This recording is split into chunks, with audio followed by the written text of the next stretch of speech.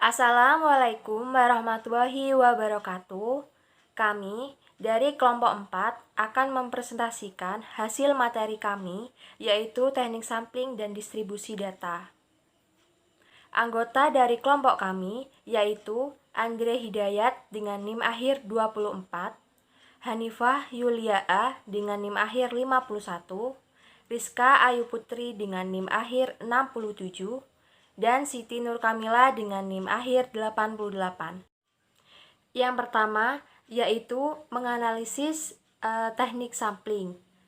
Berbicara mengenai penentuan sampel dalam suatu studi tak terlepas dengan istilah populasi dan juga sampel. Nah, populasi merupakan keseluruhan dari suatu yang sedang dipelajari karakteristiknya, sedangkan sampel merupakan bagian dari populasi. Jadi, sampel adalah sebagian dari keseluruhan objek yang akan diteliti atau dievaluasi yang memiliki karakteristik tertentu dari sebuah populasi itu sendiri. Selanjutnya yaitu teknik pengambilan sampling. Teknik ini dibagi menjadi dua, yaitu probability sampling dan non-probability sampling. Probability sampling adalah teknik pengambilan sampel yang memberikan peluang yang sama bagi setiap unsur anggota populasi untuk dipilih menjadi anggota sampel. Probability sampling dibagi menjadi 4. Yang pertama yaitu sampel random sampling atau penyampelan acak sederhana. Dimaksudkan bahwa sebanyak populasi sampel diambil dari populasi itu sendiri dan setiap anggota populasi mempunyai peluang yang sama untuk terambil. Yang kedua ada stratified random sampling. Pada penyampelan jenis ini, anggota populasi dikelompokkan berdasarkan kuota, misal tinggi, sedang, dan rendah. Kemudian dipilih sampel yang mewakili masing-masing kuota. Lalu yang ketiga ada systematic sampling. Penyampelan dengan cara ini dilakukan dengan mengurutkan terlebih dahulu semua anggota, kemudian dipilih urutan tertentu untuk menjadikan anggota sampel. Yang keempat ada cluster sampling. Pada penyampelan jenis ini, populasi dibagi menjadi wilayah atau cluster. Selanjutnya yaitu non-probability sampling. Teknik pengambilan sampel ini tidak memberi peluang atau kesempatan yang sama bagi setiap populasi yang dipilih menjadi sampel. Teknik ini dibagi menjadi 4. Yang pertama yaitu sampling incidental.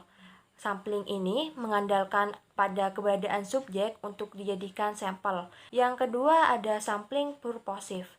Teknik ini menentukan berdasarkan pertimbangan peneliti tentang sampel mana yang paling bermanfaat. Yang ketiga ada sampling bola salju. Teknik ini dilakukan jika keberadaan dari suatu populasi sulit untuk ditemukan. Yang keempat ada sampling kuota. Teknik sampling kuota adalah teknik penentuan sampel dari populasi yang mempunyai ciri-ciri tertentu sampai jumlah kuota yang diinginkan. Selanjutnya yaitu menentukan ukuran sampel. Sebelum mengambil sampel, terlebih dahulu kita harus menentukan seberapa ukuran sampel yang akan digunakan. Ada beberapa hal yang harus dipertimbangkan dalam menentukan ukuran sampel. Yang pertama, melihat parameter apa yang akan diteliti, misalnya rata-rata proporsi. Yang kedua, besarnya populasi N atau banyaknya elemen populasi yang akan diambil sampelnya. Yang ketiga, berapa tingkat kepercayaan atau keyakinan yang akan dipergunakan untuk menjamin hasil kepenelitian agar kesalahan samplingnya tidak melebihi nilai tertentu atau B bound of error. Yang keempat, bagaimana tingkat variasi atau heterogenitas populasi di mana sampel akan diambil tingkat variasi dinyatakan dengan S dengan standar error. Dengan demikian, untuk menentukan besarnya sampel N, perlu diketahui angka-angka dari yang pertama N, yaitu besarnya populasi. Yang kedua S atau standard error atau S kuadrat varian yang menggambar heterogenitas populasi. Jika tidak diketahui, bisa diperkirakan dari rank sama dengan 4S atau 4 standard error. Yang kedua, kondisi atau berdasarkan hasil penelitian sebelumnya. Lalu yang ketiga B atau bound of error atau kesalahan sampling tertinggi. Yang keempat ada tingkat kepercayaan atau taraf nyata.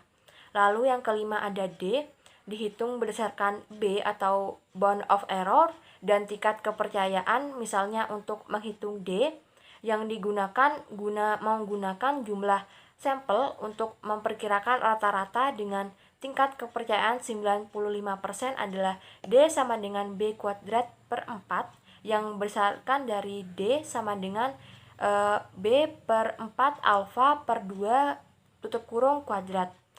Jadi angka 4 diperoleh dari Z alfa per 2 sama dengan Z 0,05 per 2 sama dengan Z 0,025 sama dengan 1,96.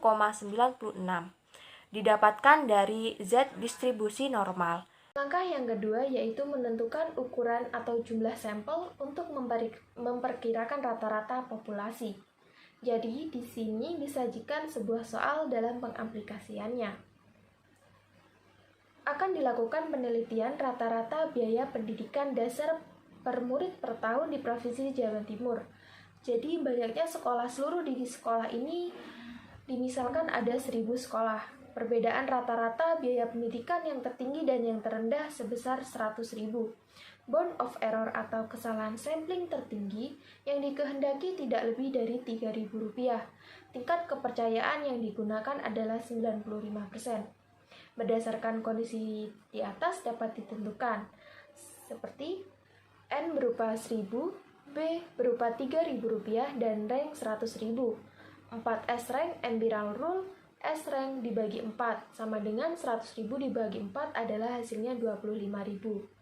Kemudian D sama dengan B2 per 4 untuk menaksir rata-rata pada tingkat kepercayaan 95% dengan hasilnya berupa Rp2.250.000. Lalu dimasukkan dalam rumus di atas dan hasilnya ditentukan N berupa 217,56 dan dibulatkan menjadi 218. Jadi itu adalah hasil akhirnya. Selanjutnya yaitu uji normalitas. Pengertian uji normalitas sendiri adalah sebuah uji yang dilakukan dengan tujuan untuk menilai selebaran data pada sebuah kelompok data atau variabel. Apakah sebaran data tersebut berdistribusi normal atau tidak berdistribusi normal berupa kurva yang berbentuk lonceng yang melebar tak berhingga kepada dua arah positif dan negatifnya. Jadi, uji normalitas berguna untuk menentukan data yang telah dikumpulkan berdistribusi normal atau diambil dari populasi normal. Metode klasik ini dalam pengujian normalitas suatu data tidak begitu rumit. Berdasarkan pengalaman empiris beberapa pakar statistik, data yang banyak lebih dari 30 atau angka N lebih dari 30 dapat diasumsikan berdistribusi normal. Bisa dikatakan sebagai sampel besar, namun memberi kepastian data yang dimiliki berdistribusi normal atau tidak, sebaiknya dilakukan uji normalitas, karena belum tentu data yang lebih dari 30 bisa dipastikan berdistribusi normal. Untuk itu perlu suatu pembuktian. Dasar pengambilan keputusan adalah jika L hitung lebih dari L tabel, maka HO ditolak, dan jika nilai hitung L kurang dari L tabel, maka HO diterima. Selanjutnya, yaitu fungsi uji normalitas. Fungsi uji normalitas ada 3. Yang pertama yaitu kita dapat mengasumsikan bahwa variabel setidaknya mendekati terdistribusi normal. Jadi, jika kita mengasumsikan seperti itu, maka teknik ini memungkinkan kita untuk membuat sejumlah kesimpulan, baik kesimpulan yang tepat atau perkiraan tentang nilai-nilai variabel itu sendiri. Yang kedua yaitu menguji normalitas data kerap kali disertakan dalam suatu analisis statistika inferensial untuk satu atau lebih kelompok sampel. Jadi, normalitas sebaran data menjadi sebuah asumsi yang menjadi syarat untuk menentukan jenis statistik apa yang akan dipakai dalam penganalisaan selanjutnya. Kemudian yang ketiga yaitu banyak variabel dependen, umumnya diasumsikan terdistribusi secara normal dalam sebuah populasi. Artinya, kita sering berasumsi bahwa jika mendapat seluruh populasi pengamatan, distribusi yang dihasilkan akan sangat mirip dengan distribusi normal itu sendiri. Selanjutnya adalah rumus olah data. Yang pertama adalah merumuskan hipotesis. Nah, dalam merumuskan hipotesis ini ada HO yaitu data berdistribusi normal dan HA yaitu data tidak berdistribusi normal. Lalu selanjutnya adalah menentukan nilai uji statistik dengan rumus C kuadrat sebagai berikut, di mana X kuadrat hitung sama dengan sigma dan seterusnya. Kemudian menentukan taraf nyata atau dalam kurung alfa. Rumusnya adalah sebagai berikut, yaitu X2 tabel sama dengan X2 dalam kurung 1 min alfa dalam kurung DK. Kemudian yang keempat adalah menentukan kriteria pengujian hipotesis, di mana HO ditolak jika X2 hitung lebih dari atau sama dengan X2 tabel, dan HO diterima jika X2 hitung kurang dari X2 tabel. Kemudian setelah keempat langkah itu tadi telah dilakukan, maka yang terakhir adalah membuat kesimpulan dari hasil yang telah diperoleh. Kemudian contoh penerapannya. Nah, disajikan kasus sebagai berikut. Diketahui data skor 32 siswa dalam menyelesaikan soal-soal matematika pada tryout di suatu bimbingan belajar. Diperoleh data seperti tabel pada kanan soal yang telah tersedia ini. Nah, penyelesaiannya adalah langkah pertama adalah merumuskan hipotesis, di mana HO sama dengan data berdistribusi normal dan HA sama dengan data tidak berdistribusi normal. Kemudian langkah kedua adalah menentukan nilai uji statistik, di mana hasil yang akan kita peroleh adalah panjang kelas dengan rumus J dibagi K. Nah, untuk mencari J sendiri, J atau jangkauan yaitu data terbesar dikurangi data terkecil. Nah, data terbesar menurut tabel di atas adalah 95, sedangkan data terkecilnya adalah 32. Maka jika data terbesar dikurangi data terkecil, sesuai tabel di atas adalah 95 dikurangi 32 yang menghasilkan 63. Jadi jangkauan atau J sama dengan 63. Kemudian banyak kelas atau K dirumuskan dengan 1 tambah 3,3 log N. N ini adalah banyak sampel. Nah, banyak sampel adalah 32. Jadi 3,3 log 32 menghasilkan 4,97. Kemudian 1 ditambah 4,97 diperoleh hasil 5,97 yang dibulatkan menjadi 6, sehingga banyak kelas atau K sama dengan 6. Kemudian dimasukkan ke dalam rumus yang tadi, yaitu J dibagi dengan K atau J per K, yaitu 63 dibagi 6, hasilnya adalah 10,5, dibulatkan menjadi 11. Selanjutnya, data di atas digunakan untuk membuat tabel A seperti yang tertera di bawah ini. Selanjutnya, mencari rata-rata dan standar deviasi sesuai dengan dua rumus di bawah ini, di mana rumus pertama menghasilkan 61,81 dan rumus kedua menghasilkan 16,25. Selanjutnya, membuat dan melengkapi tabel B berikut. Perhitungannya dijelaskan seperti yang tertera di bawah ini. Nah, dari tabel ini kita dapatkan nilai C kuadrat atau X kuadrat sama dengan 2,6831. Bisa dibulatkan menjadi 2,7. Nah, bagaimana cara mendapatkan nilai Z pada tabel B di atas? Nah, ini diperlukan rumus Z sama dengan batas kelas dikurangin X per SD.